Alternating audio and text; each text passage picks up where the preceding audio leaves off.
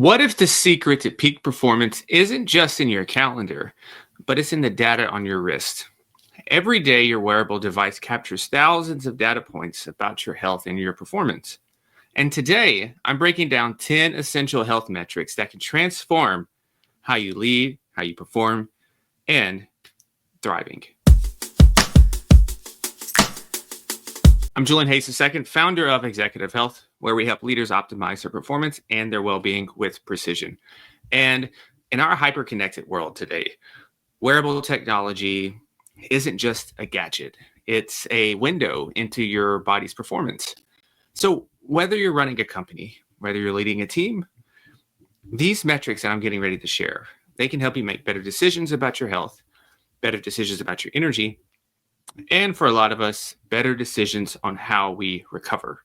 Now, let's dive into these 10 key metrics, and let's start with number one, which is going to be your resting heart rate. Now, your resting heart rate, this is like your body's check engine light.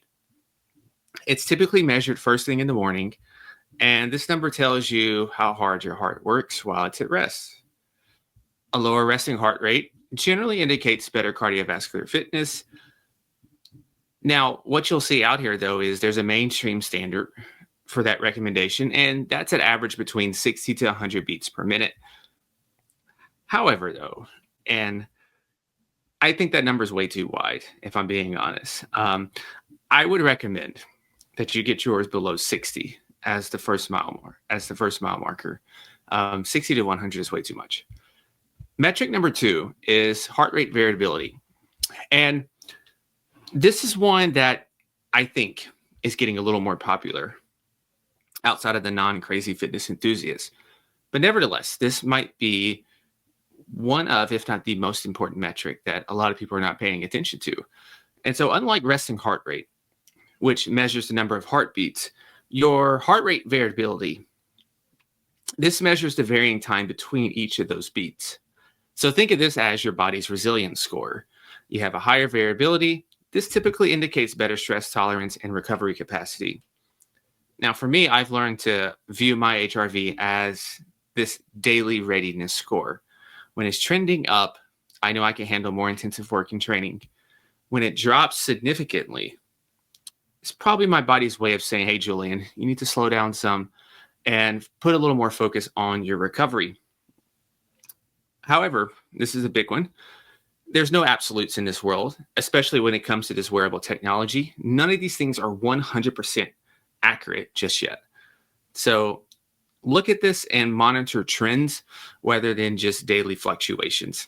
And also, when it comes to HRV, a big thing here is, especially if you're in groups with friends or you're comparing with friends, we each have heart rate variability is it's wide in terms of the numbers that you can see. So one person may have in the hundreds, another person may have in the 70s. And you also want to see which method that these are being shared in, because each wearables are going to have different ways that this is going about. And so instead of comparing with people when it comes to your HRV score, make this a competition within just yourself, because 70 might be fantastic for you if you started at 50. Whereas for the other person, they started at 95 or they're only at 100. Yes, it's an improvement, but it's not necessarily as big of an improvement as the person who's at 70 now. So metric number three is going to be our blood oxygen levels. And blood oxygen saturation, this may seem highly technical, but it's actually surprisingly very practical. And this is going to measure just how efficiently your body distributes oxygen, and which is essential, of course, for energy-focused recovery and a whole host of other things. Now, healthy levels that you'll see on here, and I have a Whoop band on right now. I like a bunch of others, but I just happen to have a Whoop band on right now. You're typically going to see these range between 95 to 100%.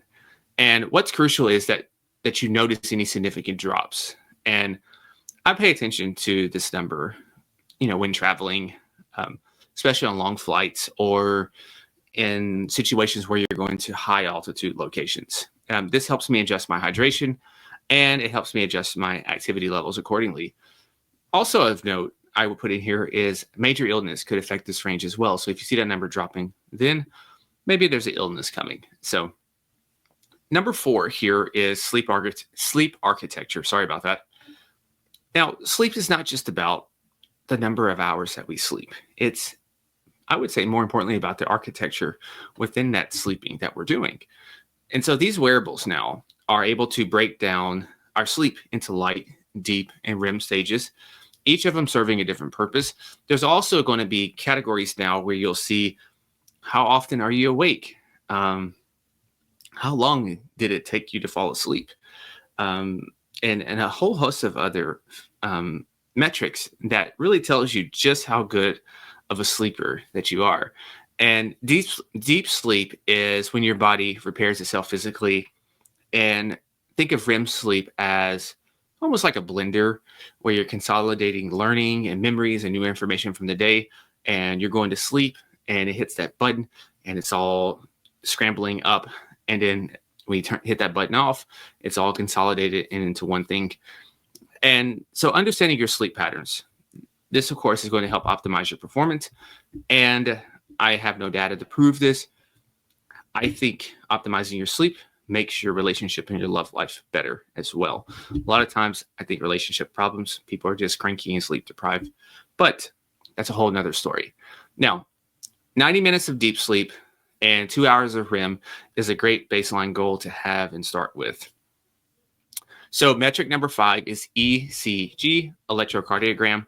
This is not going to be on every device, but this feature is becoming increasingly common in premium wearables. I know things like Garmin, and I forgot which other ones have these, but nevertheless, the ECG here, this is going to measure your heart's electrical signals, potentially detecting different irregularities before they become a serious issue.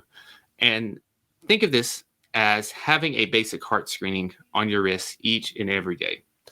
Now, of course, I need to say this is not a replacement for medical testing. It's a viable, dare I say, excellent early warning system. But still, any unusual patterns should prompt a conversation with your healthcare provider. Metric number 6 is one of my favorites, VO2 Max. And this is essentially your cardiovascular fitness score.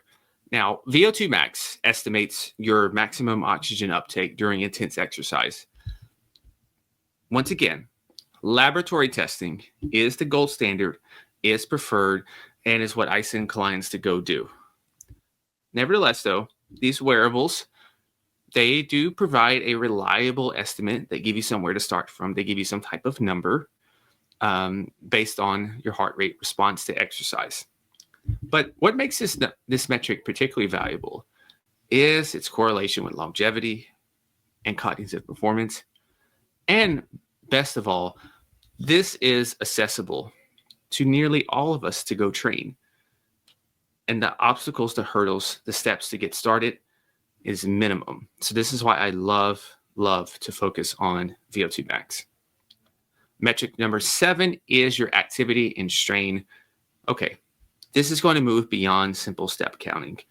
If you're watching this channel or you're listening to this on audio, on the podcast, odds are you don't need to be pushed to say, hey, make sure you get your steps in today. So we're going to skip that part. The wearables that I'm talking about and the metric here that I'm thinking about is looking at your body's overall daily strain. This is a comprehensive view that includes everything from perhaps your morning workout to the stress of back-to-back meetings. You may not feel the stress, the tension, the pressure in these meetings or the presentation or dealing with nagging people who drain your energy, but nevertheless, your body is feeling that and is ingesting all of this stress, or I should say internalizing it. So I love using this metric to ensure that you're doing your version of quote unquote balancing intensity with recovery. I don't believe in a perfect utopia 50-50 balance. That doesn't really exist. We each have our own unique and precise way of what balance means to us.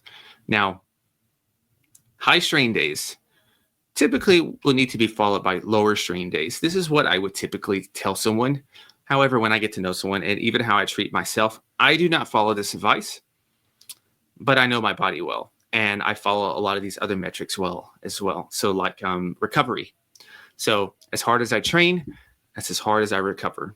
And that's when you're able to do more. And metric number 8 is going to be your skin or your body temperature, depending on what your wearable that you have in the company. So your body temperature baseline, this is going to be highly individual, but nevertheless, it's going to be around it's going to be around a typical range for most of us. We're all going to be pretty much the same. And tracking this, though, can reveal subtle changes because usually with something like this, you're not going to expect to have these huge fluctuations of going up and going down. So it should be pretty much static in terms of the number each day.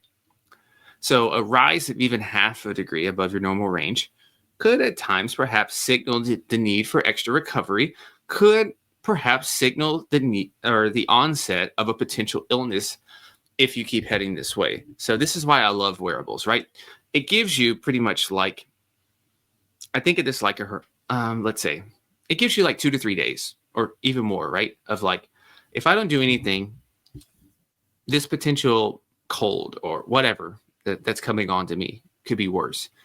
But if I do something now because I see something's going on, perhaps, this gives me a buffer of an extra 3 to 4 days. So therefore, even if I do experience this in 4 days, the time it takes for me to recover, that window is much, much shortened because I took the preliminary work ahead of time to get ahead of this thing. And that's what I love about this. It's not that we never get knocked down, or it's not that we never, maybe have an illness or so. It's how quick can we get back up? And that's resiliency. And that's part of what optimal health is about. So for female leaders, and we're still talking about skin and body temperature tracking can provide, invaluable insights when it comes to hormonal cycles, when it comes to fertility, helping optimizing both training, optimizing your day-to-day life, and blending all of these things, of course, with maybe a high stakes day-to-day life in your professional world. And metric number 9 is going to be respiratory rate. This one's often overlooked as well. It's a little boring, should be fairly stagnant, but you maybe can improve on this a little bit with stress and different breath work and diet. And I should probably make an episode on this one, but this is a great indicator of stress and recovery. And normal rates, typically what you'll see is going to be between 12 to 20 breaths per minute. But what's more important here, once again, is your personal baseline, and then you can start to work on it from there. So I found that for me, elevated breathing rates, elevated respiratory rates, number 1, it's stress-related challenges, a lot of mental, a lot of emotional stress. Number 2, sometimes it is illness, which then gives me time to adjust my approach before problems and issues further escalate. Number 3, which is an interesting one, and this will affect your sleep score. It will reflect a lot of these other metrics that we're talking about. Number 3 here, in terms of affecting the respiratory rate, is nutrition. And what I mean by that is the time between your last meal and the time before you go to bed. Digestion requires energy, requires work. And so a lot of times what I did is if you eat too close to bedtime, your body still needs to work on digesting that, which is going to affect your sleep. And you'll see this indicated on your sleep score. So if it's possible, most times, which life happens, I'm far from 100% on this, schedule your last meal a couple hours before it's time to go to bed. And you'll see that your respiratory rate, your sleep score, and a whole host of other things is going to dramatically improve. And so metric number 10 is recovery readiness score. And think of this just as your recovery score as your body's daily performance forecast. This is going to combine multiple metrics, so sleep quality, HRV, rest, activity, and much more. And this is going to, once again, estimate your readiness for today's challenges. Now, a low score does not mean canceling your day, canceling your workout. We don't let technology run us. That's a key lesson here with wearables. Do not let technology run you. So it doesn't mean that you just canceled the day, but it does maybe perhaps mean paying a little extra attention to recovery. Keeping an eye on, okay, my score was low today. Let me see how it's going to be tomorrow. Or maybe I know why my score is low today. So do a little investigating first before instantly coming to conclusions and stuff. Maybe it means lowering the workout. Maybe instead of 5 sets, maybe it's 4 sets on this exercise. Building an extra recovery time, scheduling extra sleep. There's a lot of variables that goes into these scores. So keep that in mind before, like I said, hastily coming to a conclusion on something. So the power of wearable health data. It is it doesn't lie in any single metric. It lies in the complete picture that all of these things paint together and ultimately culminate to tell us a story of how we're living both externally and internally. And so as leaders, we're used to making decisions based on data.